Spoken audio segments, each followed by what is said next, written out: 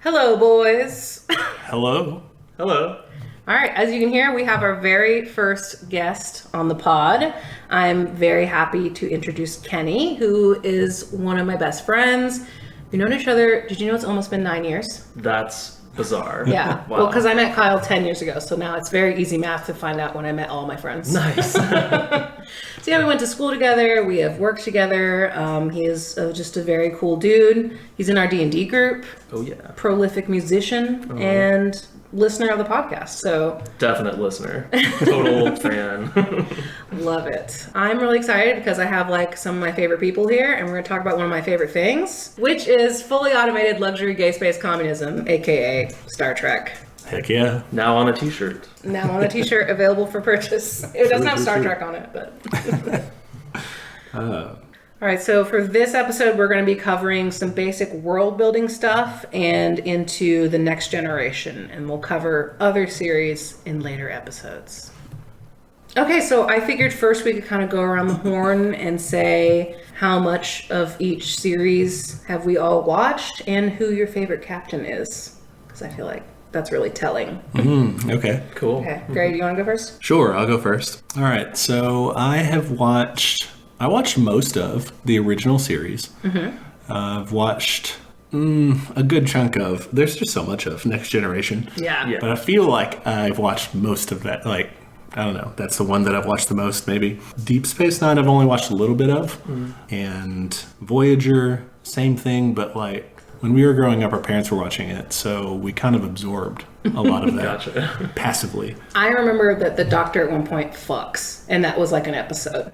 In Voyager? Yeah, I think so. I'm blanking this out. Because he's like a but- hologram, Yeah. and then one day, like, he fucks somebody, and I remember that being an episode. I was very young, and I remember this. That's awesome. I was like, weird. Favorite captain is going to be Picard for me. Nice. Good choice. Kenny. Thank you. Okay, well, so I've watched nearly all of the series in entirety, but it's been a while. I have not watched all of the original. I can't seem to get through it. Same. Yeah, it's a hard one to get through. But I've watched part of Discovery. There's some movies I haven't watched. I haven't tried Picard yet. There's some animated stuff too I haven't checked out. Yeah. But yeah, most of the series, Voyager, Enterprise, TNG. Deep Space Nine. I think I've watched all of it, but it's been a while. So lots of holes in my memory on that. Yeah, my fave captain is also Picard. Cool. And for similar reason of the Voyager thing you mentioned, just it's nostalgia. That's what my parents were watching growing up. I think it was Saturday nights, we'd watch Star Trek Next Generation and Touched by an Angel in the same night. What a combo. Yeah, I know, Yes. right? But yeah, lots of nostalgia. I also like him because he's a grumpy old man, Yes. but also charming. But yeah, I haven't even seen the show about him, so whatever. Maybe soon. Yeah. Okay, so you've watched some of the newer one, the Discovery? Yeah, a little Okay, bit. cool. I haven't watched any of the new stuff, so. I haven't It's watched all right. that. I've maybe watched a few episodes of Enterprise you mentioned. Yeah. That's the prequel one, right? Yeah, I have. I have a special place in my heart for that show. Like, it's got this hilarious post-grunge intro. Oh, yeah. Which is just like a complete turn from all the other Star Trek stuff. Scott Bakula is hilarious and weird as the Scott captain. Bakula's in it? He's the captain, yeah. Oh, Captain okay. Archer. I'm pretty sure that's his name. Yeah, that's Cool. He's also like a strange sportsman. He's like into water polo and watches like reruns from like hundreds of years ago with his What the friends. hell? It's so weird. It's like pretty aesthetically pleasing, but it also kind of like recycles plot lines from the Yeah. other shows. So you know, whatever you're into, it's pleasing for some reason. Okay, yeah. I've watched a few episodes because I think Dad made us watch them. Cool. Yeah, he When likes we're in it. Long Beach, we just all end up watching Star Trek. It's like it's the thing we can all agree on. Yeah. So we Love sample that. a lot. That and Food Network. Food Network, a lot of Guy Fieri. We actually kind of hate Guy Fieri as a But- family. I like him. Yeah, but he's kind of funny. He's funny. Yes. Anyway, I might cut that. Who cares? Okay. I have watched most of the original series. I watched it in college because I thought it was funny and campy, but I didn't finish it because I just started recycling plots. I'm like, we already did a body swap episode. Yeah. Moving on. Clearing out the closet of costumes. Or whatever. Definitely. Oh, like, yeah. we got Just do a Roman. Westerns. Yeah. That's right. Lots of weird Greek Roman ones. They love that. Mm-hmm. And Next Generation is also my favorite, and the one I've watched all of that. I finished it recently. And then I binged like the first 2 seasons of both Deep Space Nine and Voyager, mostly in preparation for this podcast. And I'm really sad because they're now moving to Paramount Plus. So like, I don't want another fucking streaming service. So I don't know what I'm gonna do about that because I want to finish those. There's lots of options online. Yeah, I might have to go take to the high seas. Yeah. Gosh, I'm gonna round us out. I also love Picard. Oh yeah. Yeah, I love it. He's so Picard. grumpy. Like I love when he interacts with children. It's so fucking funny. Hilarious. It's like, what are you doing? So yeah, I love a grumpy old man. Hence why I'm married to an Aquarius. So yeah, it works for me. Yeah, we don't have a lot to reference for some of the newer stuff. So listeners, if you are super into that, and if it has like really leftist content somehow, let us know, and we can do another episode on these if there's demand for it. Yeah. So yeah. Also, that means I get to watch more Star Trek. So. Okay, I thought we could go into some world building stuff. So I think one of the things that kind of works about Star Trek is that it almost like established the sci-fi genre on TV. So like you kind of just accept a lot of it. You're like, cool, we're in space. Like, and they throw enough techno babble in there so you still remember that you're in space. But like they don't super get into specifics that often in terms of like government. So through either episodes or research, like what do we know about their government? I looked into this a little bit. Mostly what they talk about is the military, like it's the Federation. Their Starfleet, I guess, is it's this like military organization where they're like exploring and also keeping the peace. I looked up a bunch of stuff and I found a page on some Star Trek wiki that was just basically talking about how they don't really say much about it in any of the on-screen stuff. Yeah. The exact nature of the government of the Federation has never been made clear on screen. And the exact division of powers between the Federation government and the governments of its member worlds is unknown. So like it doesn't really go into that, but it seems to be built kind of like the UN, it sounds like. That's kind of what I get from it too, like because it's called the Federation of Planets. And it's almost like countries are just now planets, like because I read that there's still a president, but he's president of Earth.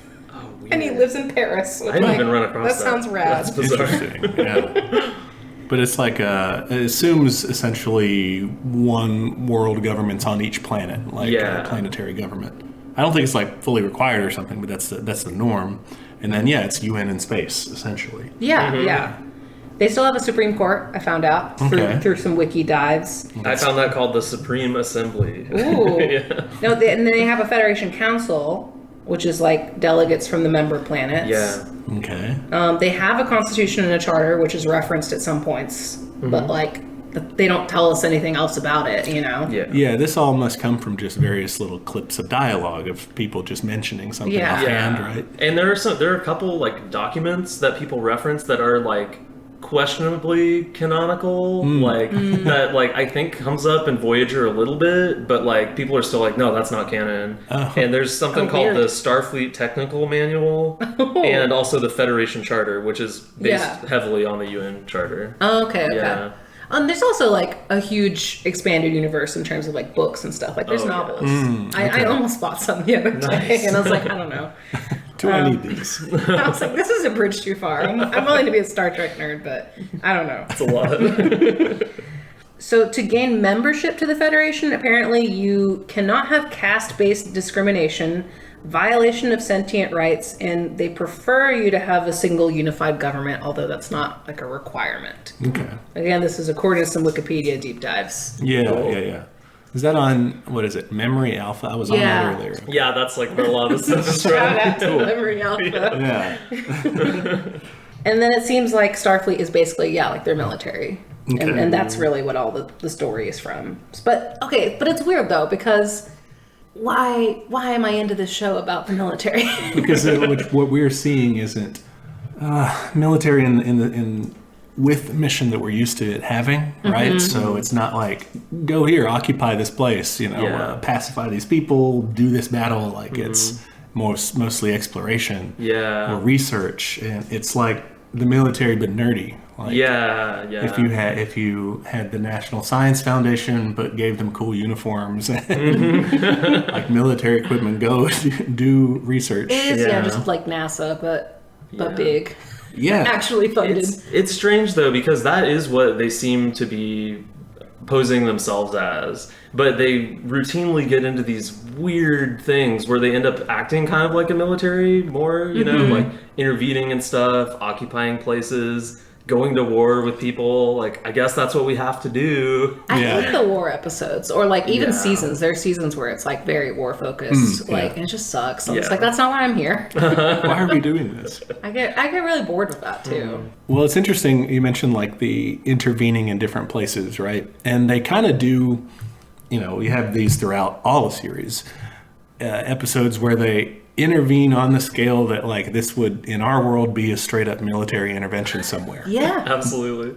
But in their world, it's really nice and clean and sanitized, and it's just like one ship, you know, and very few people die. It's like it's kind of like a positive presentation of military intervention. Like it's good, and smart people are doing it, and they made sure it was done right, you know? They're competent. Interesting. Yeah, they are hyper competent. That is definitely their whole bag. Is like, it sounds like it's really hard to get into Starfleet.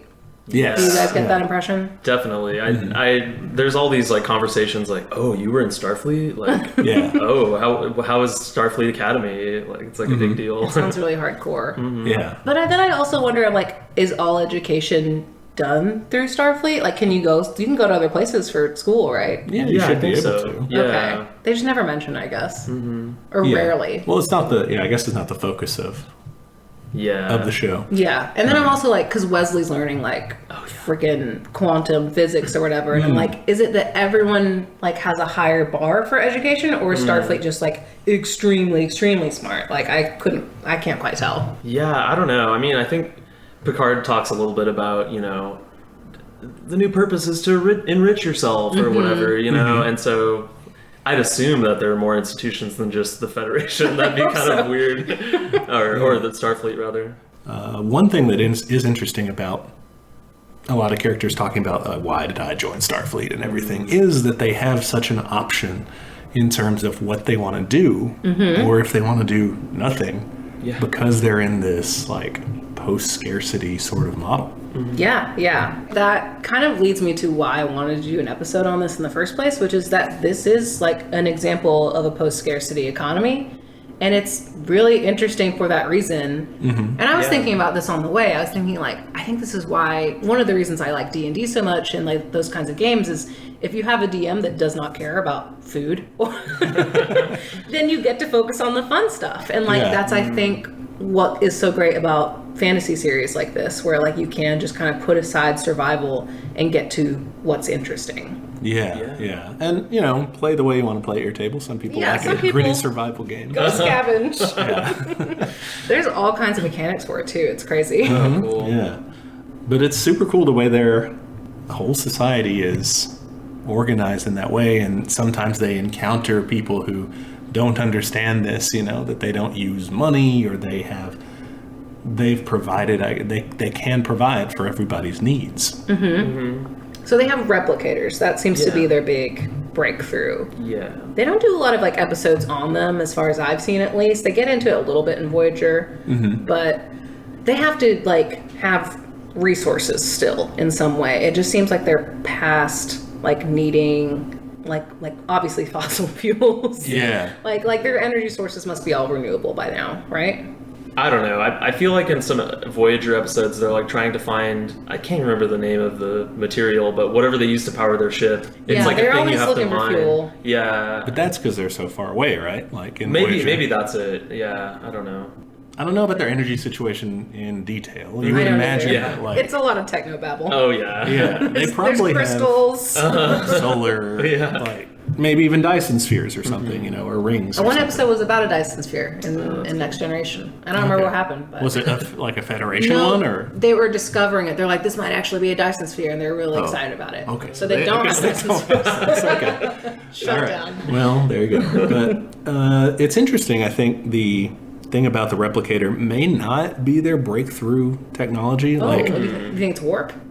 warp helps, but like it seems. We'll get into this when we talk about in the Deep Space Nine episode on when they do the Bell Riots thing. It seems like they just kind of figure out how to distribute things more effectively so where everyone can have enough. Like they were essentially already to that point, but it was just wasteful. Yeah. Kind of like how we are. I mean, we Yeah. have enough. It's just we don't do the right things with it.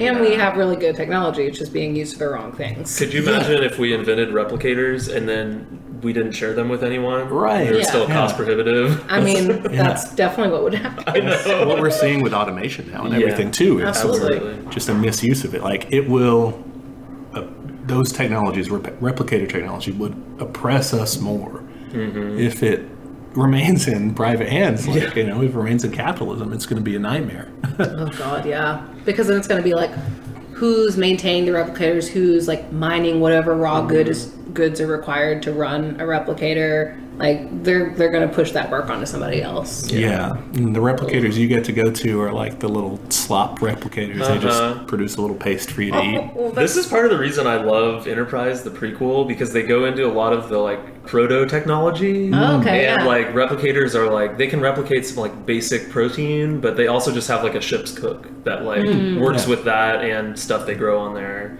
Yeah. And then they just have like a really crappy transporter that everyone's afraid to use. It's like just for cargo, and they're like, "Oh God, we have to use it to get out of this situation." And they're like, "I guess we're fine." Like, I love that. Yeah, the transporter, I mean, this is maybe an aside, has nothing to do with communism. Do you die every time you go in a transporter? I've heard this argument that like you're killed every time. I think you might be, but I think it doesn't matter. Yeah, I think it's one of those technobabble things they kind of skip over intentionally. But I did find an interesting point that the transporters and the replicators are related. They use the same technology.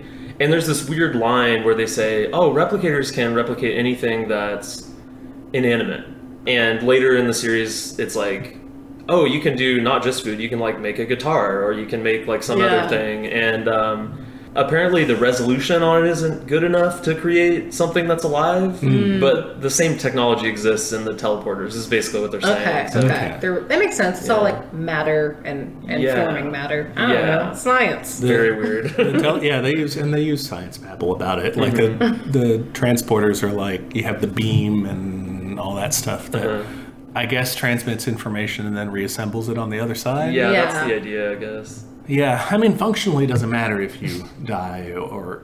Exactly. If you remember everything... Well, like you won't. You're gone. Yeah. But somebody on the other end emerges as you. Yeah. Y'all ever seen The Prestige? I don't think I have. Okay. Oh, dang. Well, Well, that's the joke. yeah, I mean, spoilers, but at the end you find out his big magic trick is that he keeps on replicating himself, and there's a bunch of dead versions of himself in this basement, like that have drowned in this tank. That's like part of the magic trick or whatever. And so it's like how he does his best trick. And that's the reveal at the end. Oh, so, man. Dang. yeah. Okay. We'll have to tag it with spoilers for the Prestige. Oh, sorry. You can cut it if we don't want Okay. It's a pretty old movie. I probably should have seen it by now. But yeah, I guess they, regardless of how they get there with the technology and everything, they are in a post-scarcity situation.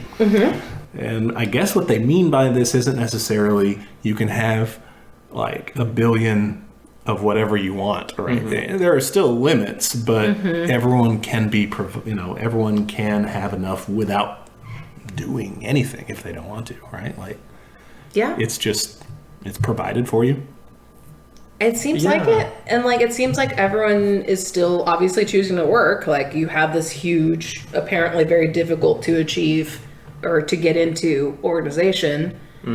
And you still have like scientists, you still have all kinds of people. So it seems like it worked out. I think Picard's the one who you mentioned. He says like, we're gone beyond like just trying to struggle to survive or infancy. We're like trying to better ourselves. And so everyone, what they're doing, right, whatever their occupation is like, it's a vocation or it's like what they, it's like a mission for them, of what they think is going to be bettering for not just themselves, I guess, but serving others in a way. Yeah, and it kind of just takes the focus off of labor, I guess, which is a little strange, but it's like the stuff that you do isn't really seen as labor, it's seen as like enrichment or something, you know, because you've got like a lot of the main stuff covered already. Makes sense. Yeah. It's like work. At least it's to me. work, but it's like, it's almost play, I guess. Yeah. It's for fun. Yeah. You know? So there's apparently a book about this called Treconomics. I really want to buy it. I haven't gotten it yet. But it talks like about analyzing their economy and like, because there are still some instances of places where there is money. Like they still, especially like in later seasons when they start hanging out with like the Ferengi and stuff, like they're hilarious. They are. I can't wait to talk about them. Yeah. But so like there's still some sort of currency and like it kind of changes like between seasons. Like in Voyager, because they're stranded, they use like rations as currency. It's really sad. Okay. Replicator rations, because they can still eat. Like they have a chef, but because the replicator, I guess, is now being only used for really important things, like probably parts and stuff. Yeah. So they only get like replicator meals like every now and then. Okay. It's an interesting new, like, you know, we're talking about post-scarcity. They're like thrown back into this scarce survivalist mode, you know. Yeah, that's why I'm excited to watch more of Voyager. It's a cool one. But, you know, it's different. It's like a lot of it is based off of, you know, exploration. A lot of the series are. And Voyager's is like completely different for that. They're still exploring, but they're like, oh, we gotta get... They have a place to be. Yeah, exactly. Do we want to get into each series now? We moved past things pretty quickly, I think. Yeah, totally. I mean, I found a reference to managing the budget between member planets. Oh, okay. So there must be monetary budgets of some kind. Yeah. Maybe they use it to trade. I don't. That's not really. It may come from one of those weird documents that's not canon, but like, it's like it just struck me like, oh, they must be doing something with money. And they talk about Latinum a lot, which is... Latinum. Yeah, I don't know, the thing they use at Quark's Bar and stuff. Yeah, it seems like Latinum is used to trade maybe with those societies that still have money, or, you know, because they've got an external... They're not all the Federation, so you got to make... You know, you probably hold some foreign currency or whatever to deal with the unenlightened that are still doing money stuff. Or for like luxuries, I guess. You know, a lot of the stuff they use Latinum for is like drinks or like the hollow sweets. Yes, hollow sweets. That's gambling. Yeah. So it's like Monopoly money. Yeah. It's like casino chips, basically. Yeah.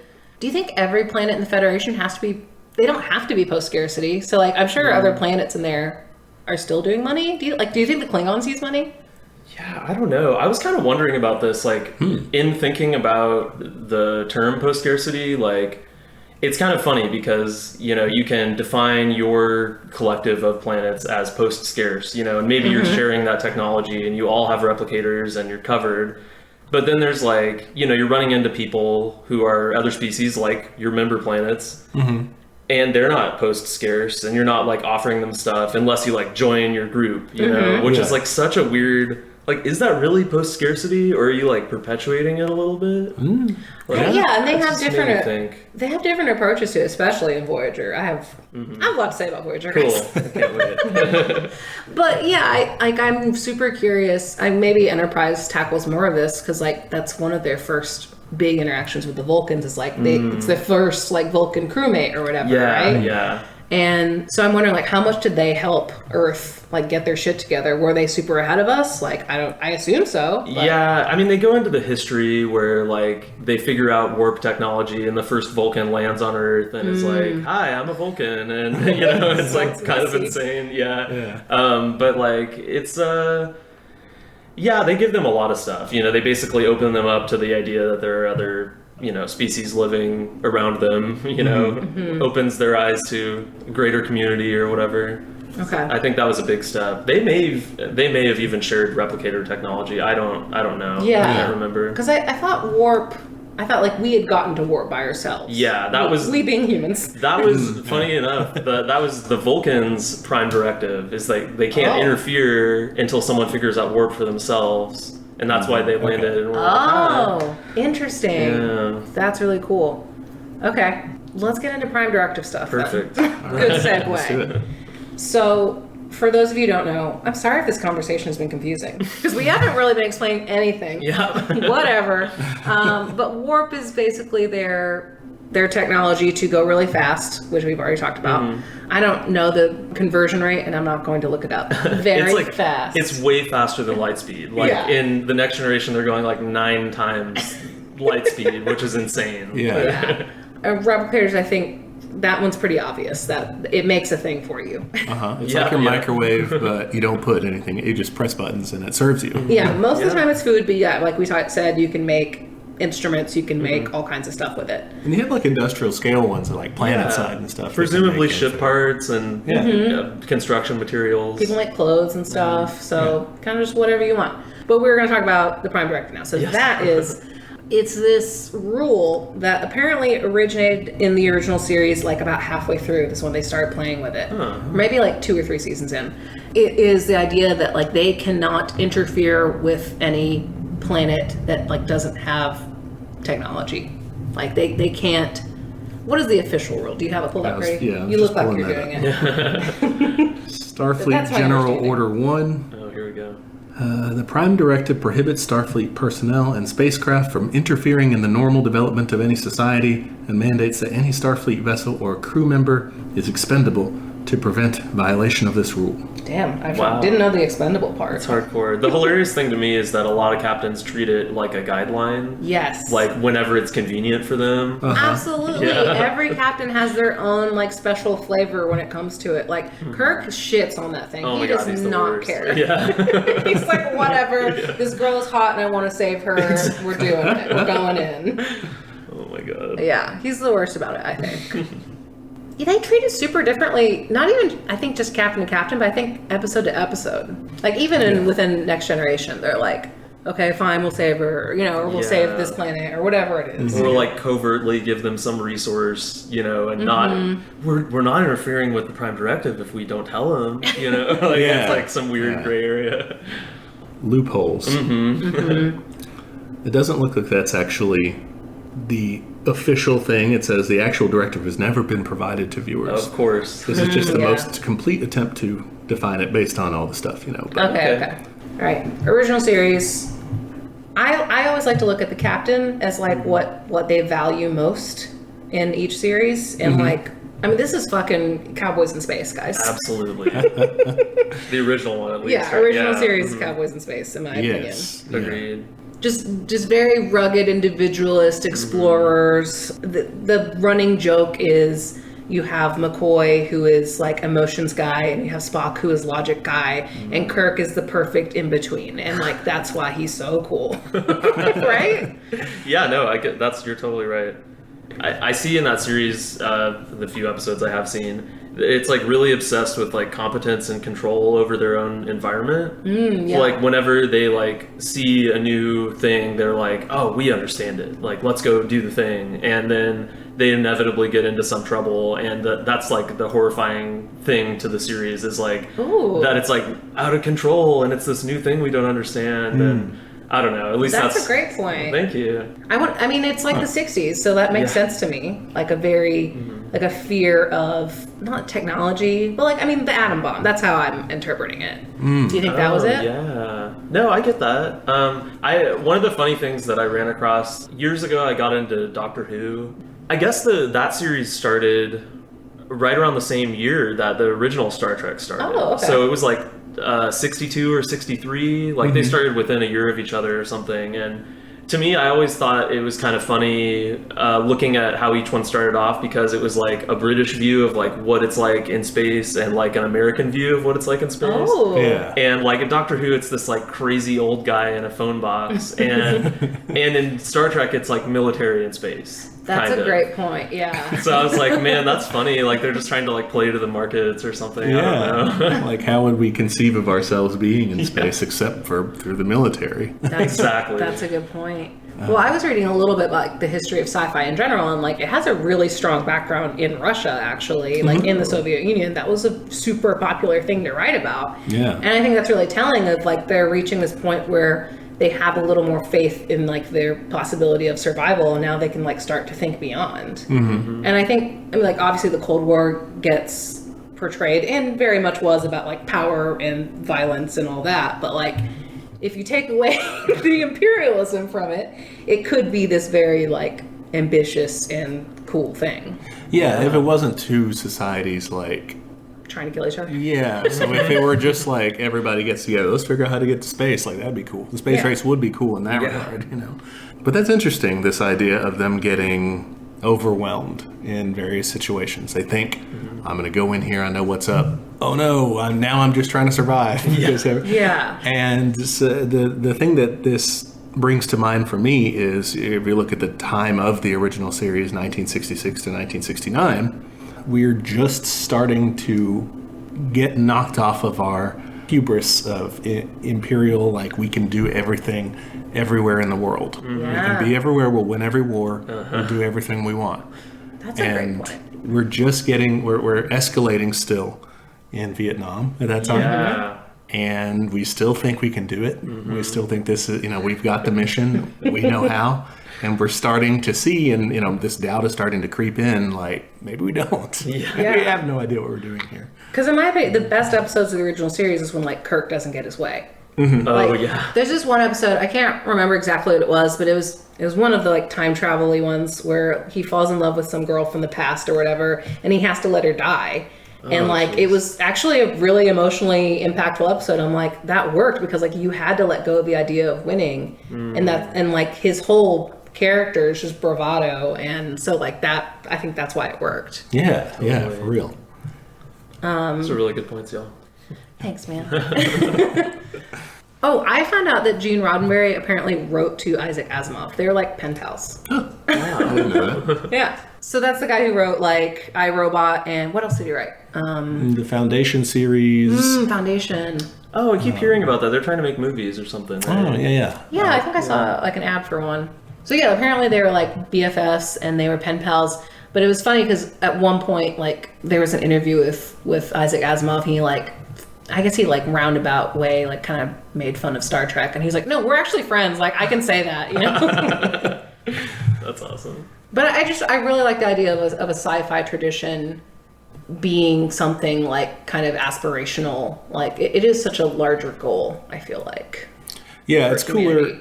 I think it's harder to do than to do a dystopian approach, because that's easy. You just take the world and transpose it into space. Keep running with what's already happening. You really have to imagine a very different future to do a more utopian take, you know? Definitely. Yeah. Another thing about original series is, again, because of the time period, it was pretty groundbreaking in terms of like showing gender and race. Yeah. Uhura was a super competent black woman, and like people could see the show and just be like, oh, she's just a secretary. It's like, no, she's the communications person. She knows like a million languages. She's like super smart. Yeah, and there were kind of secretaries on that show, and she wasn't one of them. So that's pretty cool, I guess. I mean, she had like a rank, I think. Yeah, definitely. I don't remember what her rank was, but yeah, she's a bridge officer, so like doing all right. It's credited with the first like interracial kiss on screen, but apparently like some other show did it first. But like it was one of the first ones, and it was a big deal. Yeah, people got mad about it. Yeah. I mean, there was mind control involved, which is also not great. It was one of those episodes. They love a horny alien mind control episode. Like that is always the theme with these guys. It's like I like to imagine their writer's room is having like a whiteboard where they're like, here's our backup ideas. Like body swap, horny alien mind control. Surrogate child. There's always one. Someone has to take care of a child. Yeah. It's like, you guys have anything new this week? Let's just do one of the. Let's go to the board. Yeah.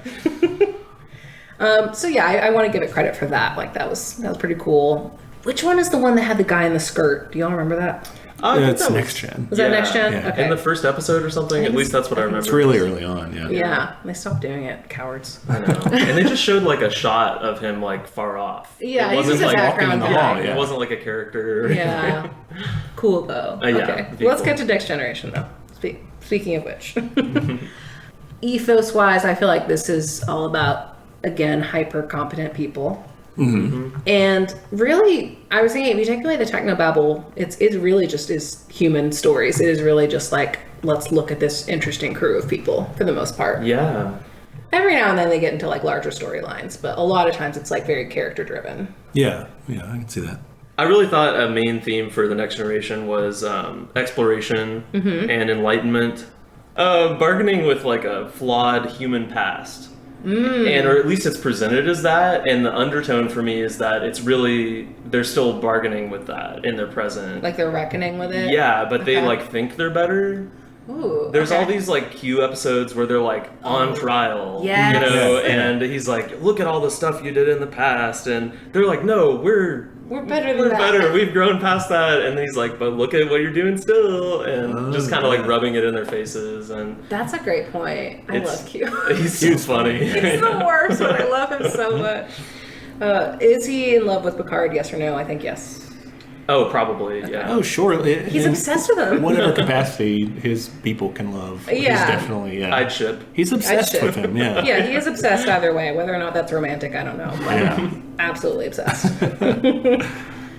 Yeah, I definitely see that though about reckoning like with our past. Like when they encounter a culture who is not living up to their standards, they're very judgy about it. Oh, yeah. And it's like, bro, like you were doing that too like a few hundred years ago. Like what are we like timeline wise? I think we're like at what 2300. I think I think is that's around 2300s. Yeah. Yeah, Yes. I heard a star date recently. I hate the star. I feel like that's just another way to obfuscate like specifics. Yeah. It's just giving a fake date. It is confusing. Because otherwise you'd be constantly thinking, okay, we're only a few hundred years from this. Yeah. Yeah, they are very judgy. Like when they run into, I'm thinking of like the terrorist episode. That one that's a trip. Yeah. So let's get into that episode. That is season 3, episode 12, The High Ground. And basic summary, they go to this planet where two factions are fighting, and one side is labeled as like a terrorist side, and they're blowing shit up. Like that's how like we open really is like a terrorist attack. And so the crew kind of splits. Dr. Crusher gets taken hostage by the terrorists.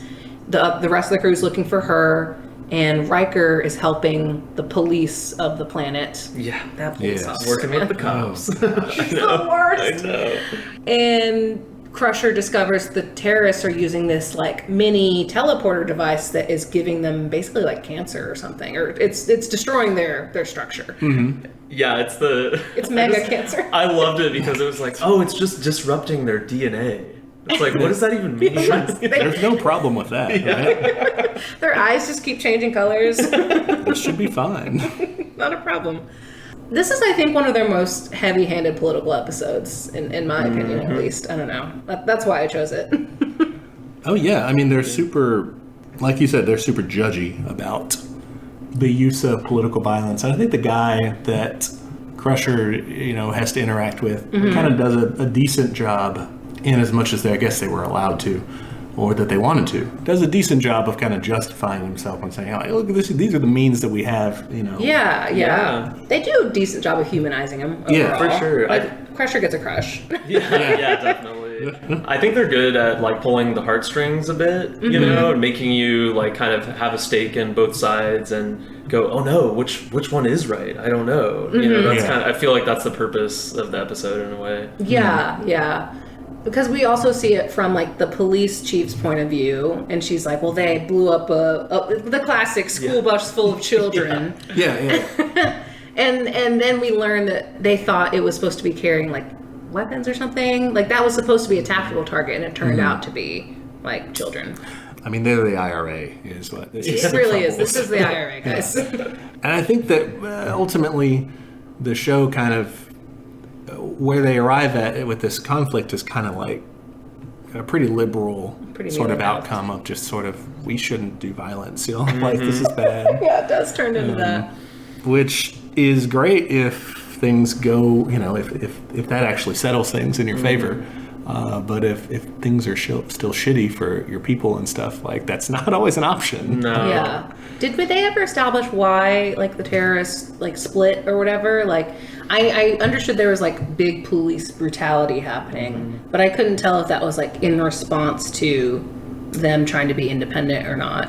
Was it just an independence movement? I think I may be wrong on this, but I could have sworn I heard them say self-determination or something. They wanted self-determination, and that was like one of the reasons, I guess, that they're like not allowed, or maybe they thought that they didn't deserve self-determination or something. It's kind of like a Civil War thing, right? Okay. I think they're really heavy-handed in like the terrorists are killing themselves. You know, they're literally killing themselves with like the weapon, the transporter. Yeah. And it was very much like, see, like violence is bad. I found this note about replicators. Ooh, okay. A replicator can create any inanimate matter as long as the desired molecular structure is on file, but it cannot create antimatter, dilithium, or latinum. Those are like the things they need the most. Yeah. Okay, good to know. Convenient. Yes, yeah, very. right? That's a writer trick if I ever heard of it. All right, back to terrorism. Yes.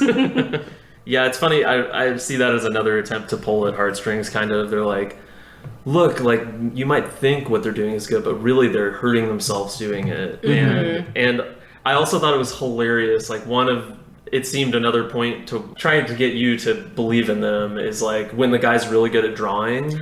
Yeah, I thought that was, I was like, okay, I guess that's trying to humanize him a little bit. But I'm also like, he just drew a picture of her. Like, she's like, but look, he draws. He'd be so good if he wasn't a terrorist. He's worthy of life and humane treatment because he has drawing skills. Like, really? He's a real person. Yeah, and the fact that he does, like, kind of have a crush on Crusher. Like, it is very much, like, desperately trying to portray these people as people. Yeah. But I mean, I don't think it totally works. Like, I think the kid angle is also super heavy-handed. Like, it doesn't, like, the kid at the end, like, end up shooting somebody. And it's like, oh, he did his first kill. Like, he almost shoots them. Yeah, there's a point where he's, like, holding a gun, and they, like, talk him down. He's, like, the last person on that side with a gun. Yeah. It's, like, a holdup or whatever. So he wasn't his first kill. Yeah. We gotta wait. They're like, look, the children are okay. Yeah. It'll be okay. It's like, we're stopping this cycle. Yeah. But yeah, when you look at it, this is really just like this group wants independence and this police state won't let them. Like, that's not great. They do mention, though, that we don't have that long to wait until Ireland is reunified. That's right. Great news, listeners. How long we got? 2024. Wow, that's very soon. Next 2 years. election cycle, y'all. It's going to happen. I don't know how. They didn't explain, but... There you go. It's one of our rare Earth timeline references. I'll take it. That's pretty great. The episode was not originally shown by the BBC in the United Kingdom. That's super Too telling. Spicy. Yeah. I mean, it was a very, like, thinly veiled to the point where they referenced Ireland. So, like, Yeah, it was that thinly. I just love that Data in trying to, like, be a human is like, wait, but doesn't revolution work? Like, look at all these instances, and Picard just goes, "Yeah, you know, it's something we're still trying to figure out." Like, it's like some like lukewarm take. Like that. No answer for it. Really, he's just like, don't think about that too much. Yeah, he really did. I love that Data is treated that way a lot when he's like just trying to be a human. That's like his like main thing he's obsessed with. And anytime he asks like a really deep question that like throws everyone for a loop, they're like, that's just what being a human is about, is that you just don't know stuff sometimes, you know? It's like a very parent answer. Oh, yeah. I love Data. Like, it's so fun. Data is very, like, transhumanist. Like, he is just, like, he is a next step of some sort of species, and I think his quest for humanity is really cute, and also kind of flawed. Like, I'm always like, why do you want to be human? Like, you're cool. Like, I don't know. We're not that great. Yeah. Take a look. Like, come on. You could do better. The next episode we want to talk about in The Next Generation is Season 1, Episode 26. This is actually finale, which I thought was weird. Oh. Yeah. Called The Neutral Zone. This one's really funny to me. It's so funny. So they find a floating, like, satellite thing, and it turns out to be from ancient Earth. Doesn't even have automatic doors. Oh, yeah. Yeah, Worf is like confused. He tries to walk into the door. And then he's like about to shoot it, and Dave's like, no, Wait, hold on. Yeah. There's a handle. I'm like, really? We don't have handles, guys? Like, I also thought about that, like, in terms of just living on a ship. I'm like, I think I would still want a door handle sometimes. Just in case. Yeah, wouldn't you want a backup system? Like, whatever. No, you just gotta say enter. Yeah. Ugh.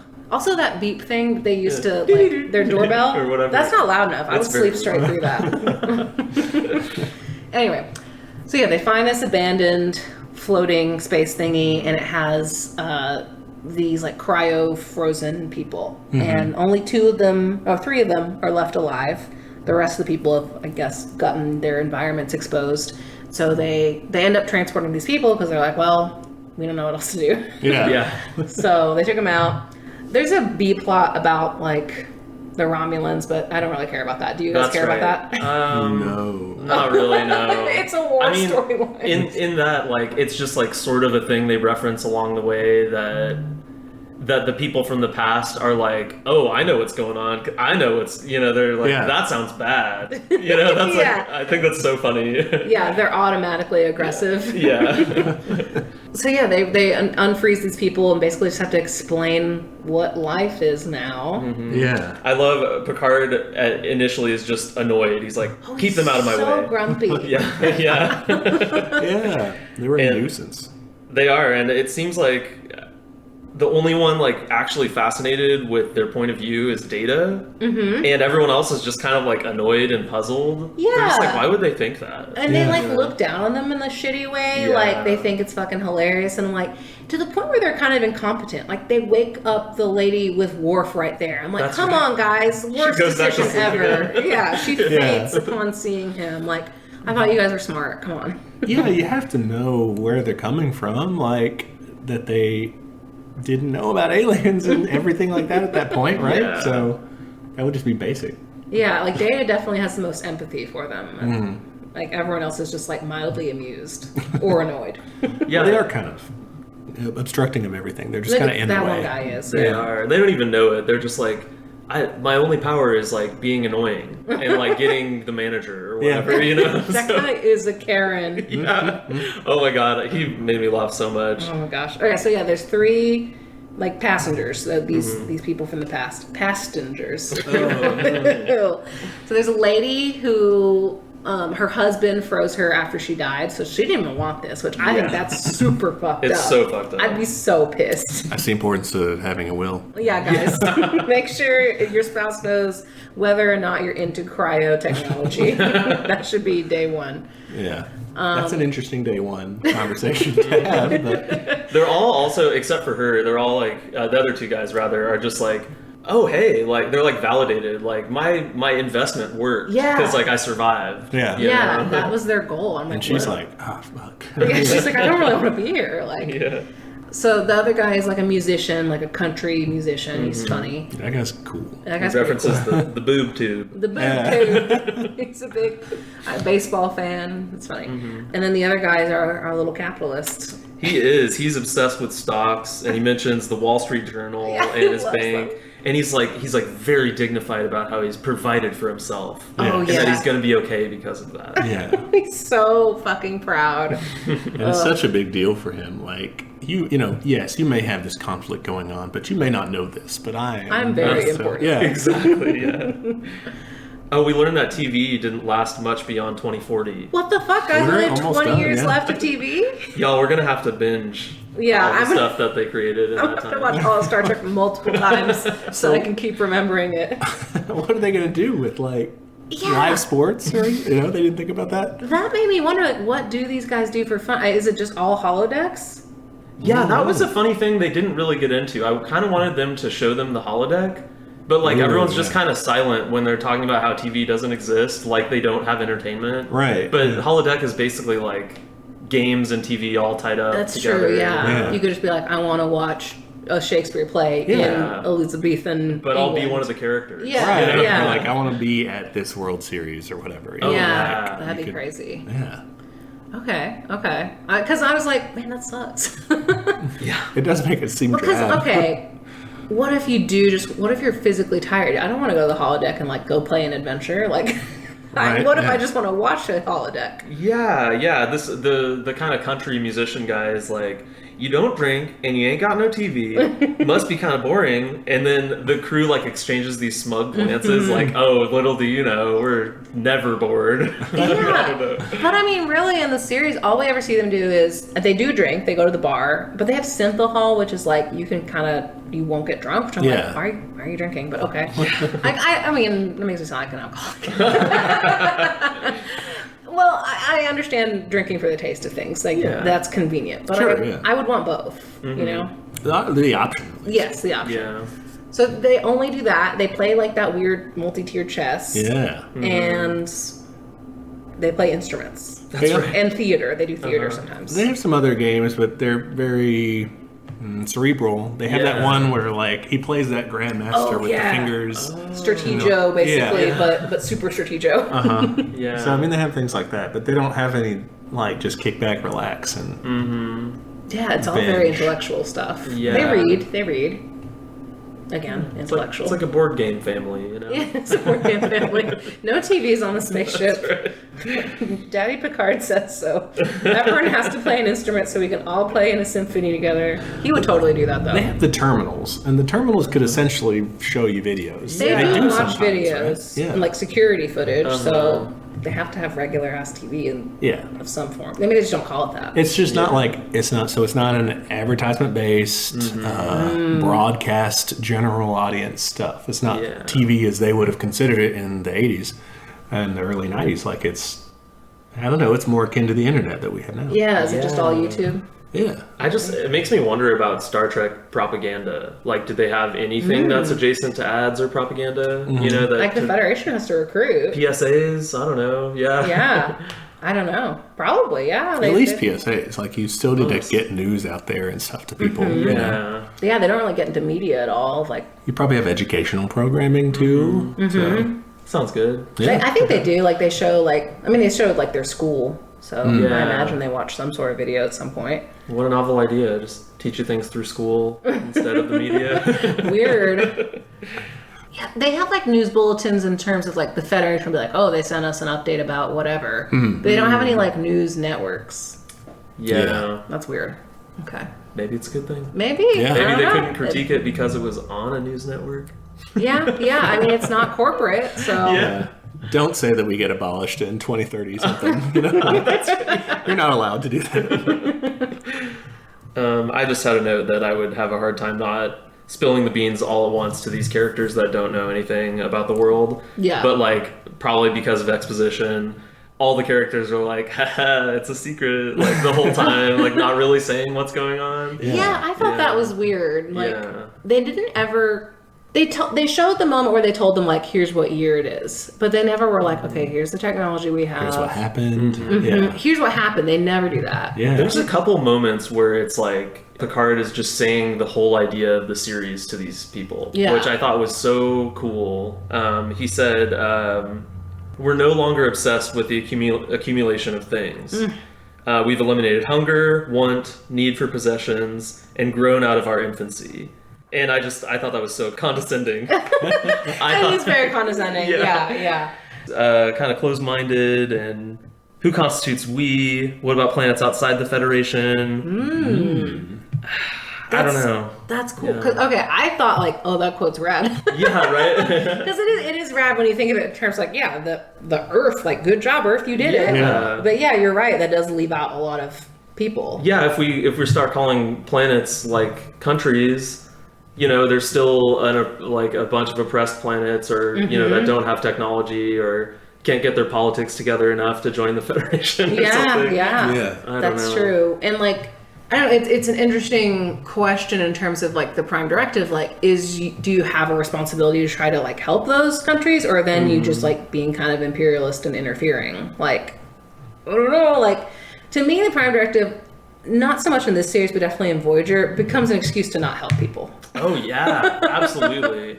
So there's this little exchange, like this guy is like totally being a Karen or whatever, and they're in the briefing room or whatever, and having this important meeting about the Romulans, and this guy comes over the intercom. Yeah, I'd love to talk to the captain, and Picard just pops into the room. It's like, I'm here. What are you doing? What do you want? And they start just having this argument about what's going on, basically, and Picard's like, you know, he says all this condescending stuff, and then this guy's like, oh, it's not about possessions, it's about power to control your life and destiny.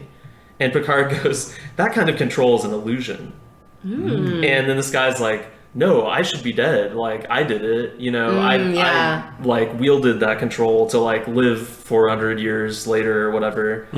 I loved Picard's compartmentalization here, because as soon as like he walks past Troy, or he like pages her as he's walking out, and he's like, will you get these people under control? We cannot afford this continuing distraction. And he's literally trying to control his life and destiny in that moment. Yeah, that's a great point. So weird. Yeah, because it's like different forms of control. Like this guy from the past sees control as money and power, and like that's how you get things done. But I mean, yeah, you're right. Picard is kind of a control freak, especially in this episode. I don't know what he's got up his butt this episode, but he's very particularly cranky. Yeah. I guess he's freaked out about the Romulans, but still. Yeah, it's probably that. I think it's funny because he hates kids, and he's maybe seeing these people as children. You know? Ooh, that's a good point. That's a good point. Just can't like pay attention. Because I mean, kids are selfish. Like they kind of are little capitalists in ways. Yeah, they're tyrants at least, or want to be tyrants. They do. I just hung out with my nephew yesterday, so I can confirm. Yeah, they're still trying to make their will dominate everything. Absolutely. I'm still thinking about this idea, you know, comes from the quote of our infancy, right? And do we think that's a good or a bad thing? Like, because you mentioned, you know, we're leaving out these other countries or planets, right? That they're not to that stage yet. You're right that it's like, you know, it's Marx and Engels talking about like humans reaching their final stage. We're no longer about the struggle for survival, but we are, you know, trying to realize ourselves. That's essentially what he's saying. Yeah. You read some Marx, so we can agree. The Prime Directive is then set up to sort of wall that off, or to not artificially spread that to other places, but is that necessarily a good thing? I don't know. Yeah, I don't know. I don't know either. Like I guess I don't understand the benefit of the Prime Directive. Again, I keep jumping ahead to Voyager. I think it's because that's what I watched most recently. But they use it a lot in terms of like, we don't want to disrupt the power balance in this area. Yeah. But I'm like, if you gave everyone replicators, then it wouldn't be disrupting the power balance. And I'm like, I don't understand it in terms of Next Generation, because because they're in like a whole new quadrant. Yeah. Whereas Next Gen, like, why wouldn't you? Why wouldn't you just be like, hey, we're aliens. Here's what's up. Here's technology that's going to make everyone like happier. What could possibly backfire from that? Are they worried that they're going to be like evil and like try to fight you or something with their new technology? Well, I mean, a number of things go wrong in some episodes they explore. Like sometimes a common theme, I think, when they talk about the Prime Directive and going to some primitive culture is that they'll think they're gods. Oh, that does happen a lot. And like, or like there's some other people who are advanced who are pretending to be gods in this primitive culture, and they're like having to think like, oh God, we want to interfere and help because these other people are interfering, but then they're going to think we're gods too, and it'll put us in that situation, you know? That's true. That happens in original series a lot too, I think. Yeah, there's a computer technically running them or something. But okay, so maybe the point there is that you may think that you figured out a way to help. Yeah. That actually fucks things up. And they're trying to avoid that. It's okay. So like you're writing this series from 1987 to 1994. You're still in the early part, still in the Cold War, and you're merging into the unipolar world of America, completely dominant of the sole remaining superpower. There's a lot of stuff we could do. Like we could start. Why don't we just start fixing all the problems? It's just us, like. Who's going to say no? And it's like, but maybe you don't know. Like, maybe you'll do it wrong. Maybe you'll mess up. And look at us doing it wrong so many times. We do that. But I don't mean in terms of like, well, let's fucking occupy a planet. Like, I think there's a difference between like the United States doing that and the Federation doing that. Like, we're just going to like try to convert everyone to Christianity and stuff, and like give them democracy and aggressive democracy and things like that. Whatever. Yeah. But like in terms, like this is just purely material. Or I guess you could make the argument like, well, then they could just replicate a bunch of guns and kill whoever they don't like on the planet. That would be one, I guess, possibility if you just hand out replicators. cool, let's put Cool this on guns. assault rifle mode and Yeah. keep Let's going, go. you know? And maybe that was a concern that they were alluding to, as well as we'll arm the good guys, but then we'll also arm the bad guys, and then who's even the good or the bad side, and all this. So, which we've run into quite a bit. In past and lately, it seems. yeah. Yeah, and I guess it is kind of paternalistic to be like, oh, let me go save everybody, but like, I guess I get when they don't interfere with cultures that are like super like undeveloped, like, you know, if they're still like kind of caveman days or something, like, well, yeah, don't do that. That's probably not a good call. Like, but even like they show societies where they still have some technology, like they're working on computers, they just don't have warp, or they just don't have replicators, they don't have whatever. Like, to me, I'm like, that doesn't. Surely they could handle that. Like, I don't know. I guess I just don't know what the criteria is. It's hard for me to see the Federation as different than us, like kind of thinking we have control over or like understanding of things. Yeah, they go into it thinking, oh, we must see all of this, but they also have this like weird high horse where they think that because they understand things like warp drive and got to it themselves, that they are more evolved. Yeah. And that this other culture who hasn't figured that out on their own wouldn't be able to mentally handle like other aliens and stuff. Yeah. I don't know. Yeah, because I mean, I think that's telling that the Vulcans' prime directive is warp drive. Because it's like, oh, because they do value intellectualism so much, that's what they would see as progress. Smart enough to. Yeah, they don't care if you're like a Nazi who figured out warp drive. They're like, what's up? Welcome. True. There are multiple Nazi planets, like, in terms of storylines. Oh, yeah. Yeah. Another point to kind of explore about that is, so what is the main... We had the Prime Directive. What is the point of that, or what is the main mission or the primary thing that they want to accomplish? Like, is it just straight up exploring? Like, let's go see things? I think so, because, I mean, that's like what the opening... theme or whatever. What is it called? Yeah. It's not a song. The line that he says over the opening theme. Opening credits or whatever. To explore and to seek out new life forms. So they're that's fucked up. If you're seeking out new life forms and then saying, "Well, I'm not going to help you. I just want to look at you." Sorry, you're not smart enough yet. That's what I'm asking. Is like, you want to see how things naturally develop in all these different societies, but like, look at it as you're looking at animals in a zoo or something, or their wildlife. Like, and then using that technology to help yourself. Like, I'm pretty sure there's episodes about that where like, wow, look at this animal that is also a ship. Like, what can we learn from that? And like, they do that several times. So it's a little bit. I mean, it's not extractive in the traditional sense, but it's a little bit exploitative. Well, they're going out there in their own interest, you know. It's like they're trying to be altruistic. Like, we'll help you if you meet these criteria, but they're probably also looking for technology and probably some resources in some cases, you know. It's very like, they still have mining. Yeah, it's very not human, I guess, but whatever centric, like Federation centric, I guess. Whoever's in that, that's who matters more. So it's not like you're going to just wipe out the other planets or something, but you're not so concerned with if they have to go through their own terrible things like these guys do in their past with like the super soldier World War III thing. The drugged up warriors. Like if they have to go through all that, you know, in their phases of development, like that's just how it is. Whereas you would think there's got to be some way you could help them avoid that. Know.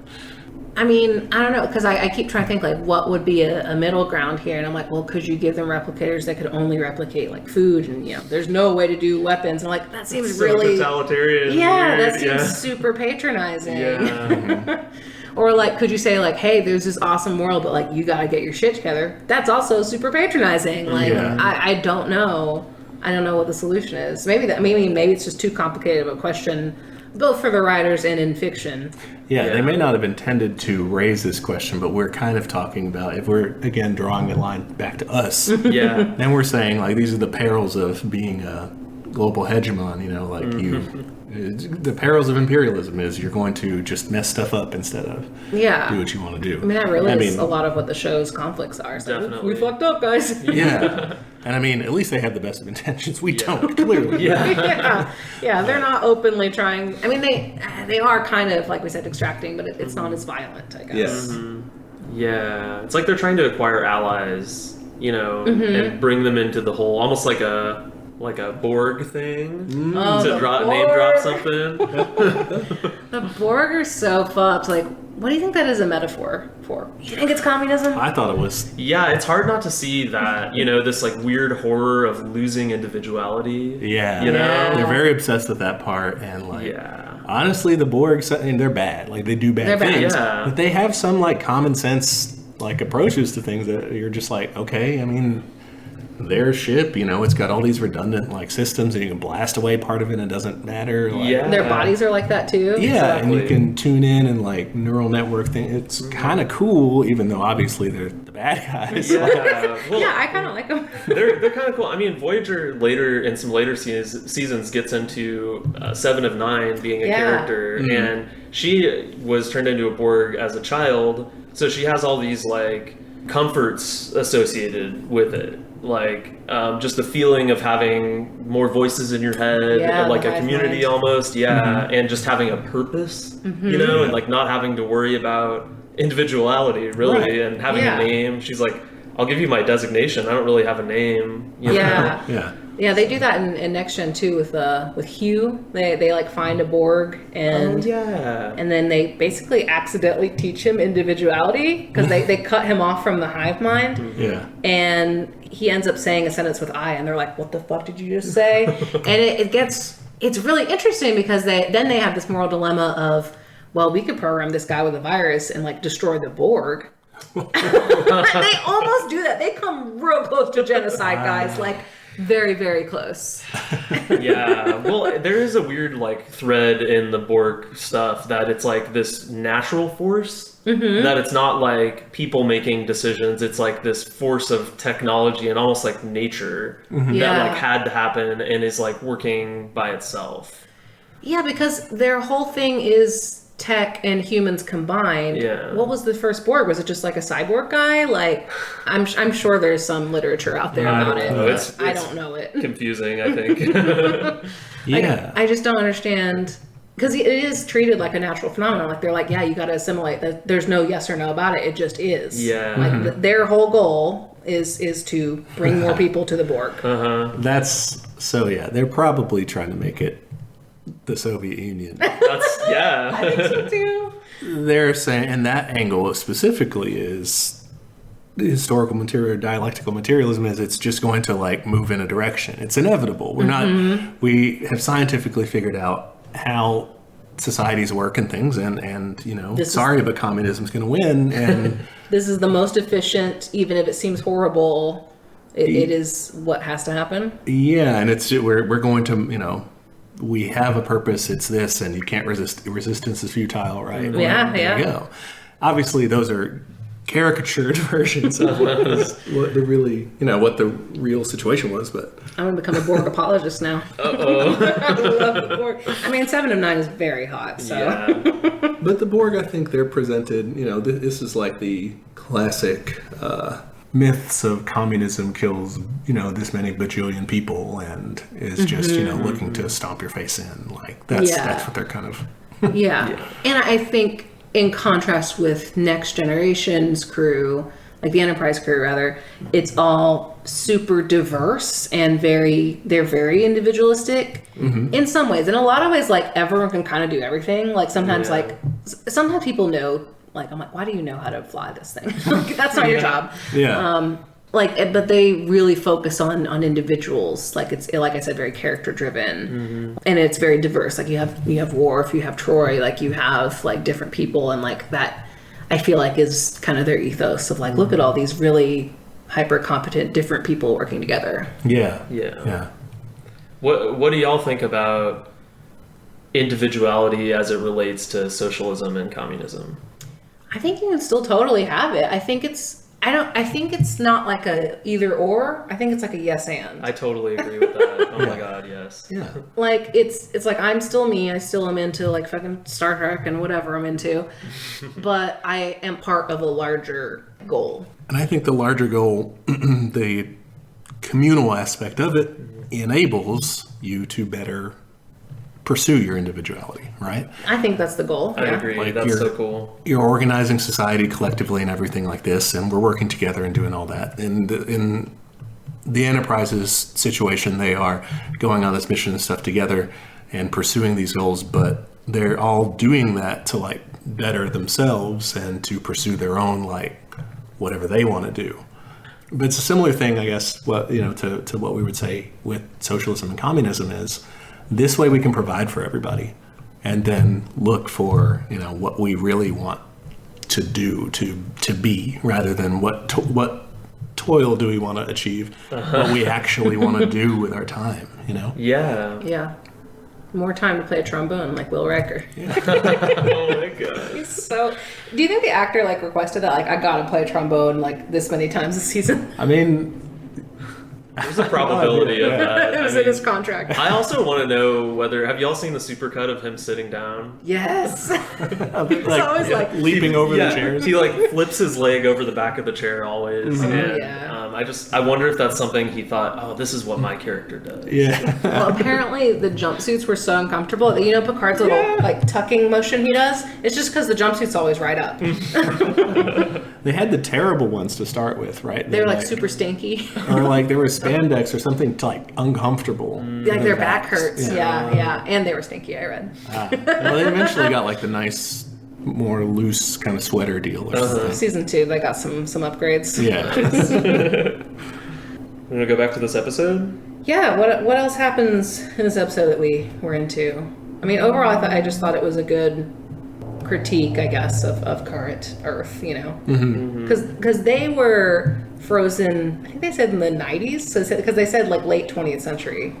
It was a fad in the late 20th century. I don't know. I thought it was the 2000s or the 2020s or something weird, but okay. I may be making that up. We can cut that. No worries. I don't remember. Yeah, me either. So, not important. Yeah.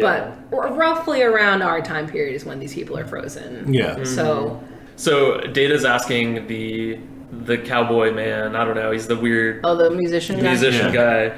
He's like, you have an easier time adjusting. Like, can I ask... He's like asking him about that. And he's like, oh, it's the same dance, but a different tune. Yeah. I thought it was so cute. He was the coolest one among them. Because he was just chill. He was just like, yeah, well, okay, here I am. Yeah. And there was this, right after that happens, he goes, let's throw a party. He's like trying to get Data to throw a party with him. And then Data gets a page that like the Romulans are paging or something. And this guy immediately is like, I don't like the sound of that. And he's like, and Data's like, well, and he's like, well, are you going to invite the Romulans to the party? And Data goes, that just wouldn't be appropriate. And then he does this like hair flip as he leaves, and I just thought it was really cute. Wait, Data does the hair flip? Yeah, he's got this funny, slick back hair that's like trimmed kind of long at the back, so it's like long back there. Oh. And when he turns his head, it's like, whoosh, like I've never noticed how long his hair is. Yeah, it's interesting. It's like a bad haircut. Yeah, it's Android haircut. Yeah, they can't get it all right. What else do you want to say about this episode? At the end, I can't remember which guy. I think it's the tall stocks guy. He's like, how will I live? Yeah. And they're saying, material needs no longer exist. He's like, what's the challenge? Yeah. And Picard just says, to improve and enrich yourself. Like, that sounds pretty rad. Yeah. It's kind of a nerdy response. It is. It is. Yeah. And it's just funny because the episode ends like, now we just need to go forward. So much to do, still so much to learn. Picard just says that. And it's like... It's pretty dorky. Like, maybe he's like bargaining a little bit with being like, okay, maybe we weren't as smart compared to these people in the past as we thought we were. We still got stuff to learn, which I'm like, okay, I'm glad you said something about that. Yeah. That's a good point, yeah. Because they're dealing with the Romulans and like, I wonder if they're feeling kind of inferior against this group they haven't encountered in a long time. Like, they don't know if they have like new dangerous tech or something like that. Yeah, and the Romulans hate them, by the way. It's hilarious. Your presence is not wanted. Yeah. They're so aggro. Yeah, I know. And that's interesting because they frame it as like, oh yeah, we don't really, the only challenges we have are the ones we give ourselves, But they also do have this big challenge of dealing with the Romulans. Yeah, they're currently doing that. Yeah. So, yeah, that is a pretty nerd answer of just like, let's go learn some stuff. This is very philosophical. Is that the point of life after post-scarcity? Like, this cat says no. Oh, should we let Maudie in there? Yeah. Okay. So. Otherwise, that's not the first meow we'll hear. What is the meaning of life? That's what I know we're already like an hour into recording. But... I guess it's, his response is also sort of to find your own meaning, right? Like, it doesn't have to be to better yourself or to pursue these things. Like, for a lot of people, especially the sorts of people who join Starfleet, it is. Yeah, right? They're the nerds. But there's plenty of people who is just like, I just want to, create art. I just want to hang out and see interesting things. Like, his brother's runs a winery. Yeah. He's very cranky. I don't know why he's so cranky, because it's like, you're not trying to make money off of this, are you? Like, yeah, he just has a little for fun vineyard. Yeah. You can still be cranky and I guess have a can. purpose. Yeah. It's very open-ended. It doesn't need to have a defined thing. The point, I guess, is that you're freed from the base struggle of eking out survival to where whatever comes after that is up to you. Yeah, and I think that tracks with how Data is treated too, because if Data were around when they still had capitalism, that'd be a whole different thing to teach. Like, that'd be here's how to be selfish, and here's how to survive. Yeah. And I think that is why so many times when he asks how to be human, they're like, I don't know, I can't really tell you that. And even the way they do relationships, like with Riker and Troy, I really appreciate they have kind of an open relationship. You can tell they still care for each other deeply, and I think at one point they are actually dating, but then they're just like, yeah, you can go fuck other people, I don't care. Yeah. So there's a little exchange in this episode called Manhunt that I found that actually my friend Bridger brought to my attention. Shout out to Bridger, loyal listener. Oh yeah. Nice. Basically, Deanna's mom is getting transported to the Enterprise, and they're talk telepathically or whatever, and Troy's mom is like, is he still yours, looking at Riker? And Deanna just says, humans no longer own one another that way. I love that. And maybe it's just referring to a less dependent type of relationship system. Yeah, I love, what's her name? I can't remember. Marina Sirtis? Yeah. I think is her name. She's the voice of the computer, too. Really? Yeah. Wait, is it... Hold on. Troy's Deanna's mom? Deanna. Not Deanna, but... You're right, she is the voice of the computer. Isn't that weird? That's so cool. Apparently she had a fling with Gene Roddenberry. Nice. Yeah. There you go. He would, fall for the computer of his ship. She's hot as hell. She's a MILF. No, I think that's a good point. I think family structures are much more loose and optional. Wesley just leaves, and his mom's like, yeah, that's what you gotta do. She kind of she's sad about it, but yeah, there's no sense of obligation, I guess, really. Right, and there's no economic base for you have to have a nuclear family or anything like that. It's and the patriarchy and various things. All that is. It's tied up in and it's supportive of capitalism. You don't have that. Yeah. And you have a lot more open system where you can. Yeah. You do. They still have some gender mishaps, y'all. Oh, yeah. they literally have conversations men are like this and women are like this. When they play poker and shit, and you're like, oh, yeah, my guys. and Riker loves a good little, that's women. Yeah. Riker's a bro. There's this funny moment, it's not very funny, I just found it very surprising, where this country musician guy is talking to the doctor trying to get sleeping meds. Oh, yeah. And as he's leaving, he just slaps her on the ass. Yeah.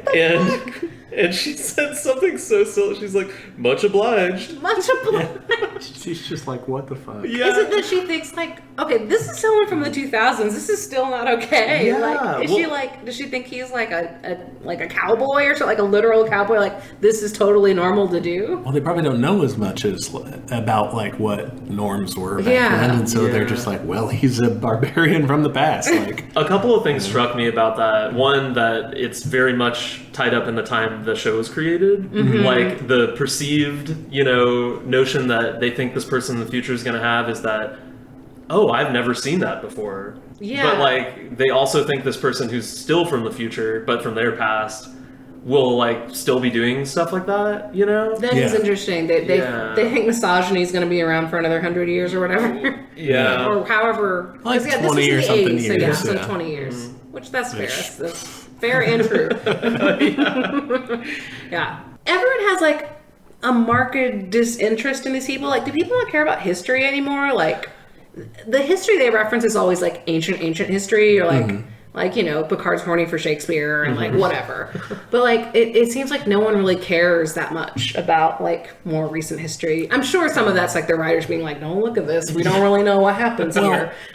One other thing though is, I mean, if you go through the education system of the Federation, what they teach you about their history is probably going to be similar to what like Germany taught people after World War II is, don't do that. This was bad, terrible shit. And like no one's very interested in studying that because it's like a dark chapter, Yeah. That makes a lot of sense, actually. Yeah, because it seems like their education is much more like STEM focused. Like, I mean, there's like arts, but I don't see a lot of like liberal arts in this universe. Like, I guess there's writers still, but they're not really focused on ever. Like, we don't really see like a novelist or stuff like that. I don't know. It seems like they try to incorporate like art and writing and stuff into the curriculum or something, to where everyone kind of does it, but and appreciates it at least, Yeah. But like maybe it's not like their profession or something. But I kept on seeing this kind of statement like, when people are trying to figure out what the governmental system is and stuff, they're like, well, it's focused on a starship of Starfleet, so we're probably just going to see that segment of life in a lot of these interactions, Yeah, if it were based on Earth, maybe it'd be different. Maybe we all need to watch Picard and see what, Some listener out there is like, an idiot. Episode 1, so here's our government. It was just sitting in a government class. It's just a straight face-to-face camera interview with the president of Earth in Paris. They have archaeology still. Like, that's still a thing. Because Picard's into it. Xenoarchaeology or something. But it's very alien focused. It's not. They don't really give a shit about Earth anymore. They're like, we'll figure that out. Yeah. I think that's so interesting. It is. Like, just a disinterest in the past. Yeah. But maybe you're right. Maybe it is. I don't argue myself. Well, you can also go to the holodeck, so you could also just watch it directly. You don't really, need to talk to these weirdos. I guess that's true. Wow, yeah. I feel like that's so much hubris tied up in that. Yeah, we have this technology that's just, it's immaculate. It's going to be a perfect representation. Yeah, because someone had to program It's programmed. that. Yeah. Is the thing. Like, you can't just assume. So it's a walk-in right. history book versus the actual. Yeah. The actual experience. Yeah. I also think it's really interesting, like, listening to them talk to their computers and how they even, like, do science. It's just like, eliminate these factors. Do this. Like, it's just like, it's so easy. Literally anyone can do science, I think. Yeah, it's science for TV, so. Also, we don't want someone to, like, do equations for 30 minutes. Yeah. But their computers can do a whole bunch of shit. Like, it's pretty cool. It's funny to me because a lot of times the main, like, excitement with the computer is, like, the voice-activated thing. Like, it's not even anything, like... There's a scene where Deanna's trying to like help out the lady who's from the past, and she's feeling really detached because everyone she knew was dead. And she's like, "Oh, we'll just do a search and see if anyone's still alive." And she's like, "Computer, do this, this, and this." And the lady's like, "Do you think this will really work?" Like, and it's like you're just looking up records. Like, what? Did they not have computers then? Was it the voice activated thing they didn't have? Like, that's so funny to me. And maybe that's just my point of view because now watching it from this point of view, we have all that stuff. Yeah, we have voices everywhere now. Yeah. Like, that is the big sector. And when you look at their actual like physical technology, it looks like shit. It's just like, how did you type? Every button looks the same, but in 4 primary colors. Which makes it easy to, do a scene of someone messing with the computer. Just mashing it. Yeah, they just drag things around. I want to go back to Warp Drive for a second. There's a great episode in Season 7, Episode 9, called Force of Nature, where they discover that Warp Drive is harming space. Oh, no. It's like a climate change metaphor in like the 90s. Yeah. So they figure out that if you go at high enough warp speeds, it causes these like tiny rifts. And they discover it because like there's this one sector that is like more susceptible to these rifts. And so this woman, like, in order to prove it, ends up like putting her ship into like overdrive basically, and like she kills herself in the process, but manages to prove like this is deadly. Please take care of this. Yeah. And so from that point on the show, I mean, it's season 7, so like they're almost done, but they can no longer go like warp 8 or 9. They end up having to put a limit, like the Federation puts a limit on warp. Whoa. Yeah. So I thought that was really interesting. Man, that's funny. I'm remembering an episode in Voyager where they try to go past warp 10 or something. I remember that one. And they just like turn into weird slugs. It like changes their physiology. Really weird episode. Wild. Let me see. Was that the one where, what's his name? Paris? Yeah, Tom Paris. Yeah, he turns into a slug and like fucks the captain as a slug. It's so weird. It's a really weird one. I was like, what is happening right now? I hate when you accidentally fuck your boss or when you turn into bugs. Slug, yeah. It's so annoying when that happens. Oh my gosh. Wow, so they kind of did like how you used to have the 55 mile an hour speed limit thing. That was most efficient, you know? Mm-hmm, yeah. Kind of did that, but in space. Okay. You brought up transhumanism with Data. And I had always thought of the Borg as transhuman. That's a good... And maybe it's like two sides of the same coin. Like one of them's like the good one and the other one's bad or something, you know? Yeah. But I think it's telling though, because the good one is the one that wants to be human. Yeah, it's like it's the robot that's not quite a human yet. But then it's bad to take humans and make them more like robots then? Yeah. Ooh, right? maybe. Do the Borg seem unhappy? No. They seem pretty happy about then what they're doing. It's not good what they're doing, like morally, I guess. Yeah. But you get into that with 7 of 9 somewhat, right? It doesn't... Yeah, she's comforted by the Borg, but it's because it's all she's known. Yeah. And it raises the question, the Borg is like this natural force, but it's made up of bodies of people who didn't want to do that. Yeah. You know? And that's like, I mean, obviously a bad yeah, it's outcome not a good that. look. Yeah. But then once they're there, they're happy within that, I guess. So Yeah. if you could do a peaceful Borg, then there you go. Yeah, if they got their... Well, their whole goal is to expand is the thing. Yeah. So I don't think there is such a thing. Yeah. Yeah. Okay. Anything else? I think that's good. Great. Well, thank you so much for being with us, Kenny. This was amazing. Thank you both so much. I am honored. It was great to have you on. We would have no other first guest but you. Oh, thank Absolutely. you. Yeah. I think we needed someone we feel comfortable with because we were nervous too. Yeah, I was definitely nervous. Oh, no. Y'all made me feel very comfortable. You did great. Yeah. So join us next week. We'll finish our conversation going into Deep Space Nine and Voyager. And yeah, catch you next time. Hey there, comrades. Jumping in real quick to remind you to check out our social media. We are on Twitter at teachcommunism, Instagram at teachmecommunism. You can shoot us an email, teachmecommunism@gmail.com. And any of those places are great for feedback or questions or suggestions for future episodes. You can and should leave us a review on Apple Podcasts. That is the best way to help people find our show. Really helps us out. We also have t-shirts. So the link is in the show notes, but you can check us out at TeePublic. And I believe they have some sales coming up. So keep an eye out for that. We are on YouTube. So give us a search there. If that's how you or a friend prefers to listen to podcasts, check us out there. And finally, we have a Patreon. For $5 a month, you get access to notes for this show. We have kind of a group doc that we worked off of, and you'll have access to the backlog as well, which is a very handy resource for up-and-coming commies out there. All right, I think that's it. I'm going to let you get back to our recording. We're just going to finish out, so. All right, bye, y'all. Thank you guys for listening. You're excellent listeners. We couldn't ask for more. And you can catch us next week on another episode of Teach Me Communism, where the class struggle is always in session. Bye. Goodbye. Bye.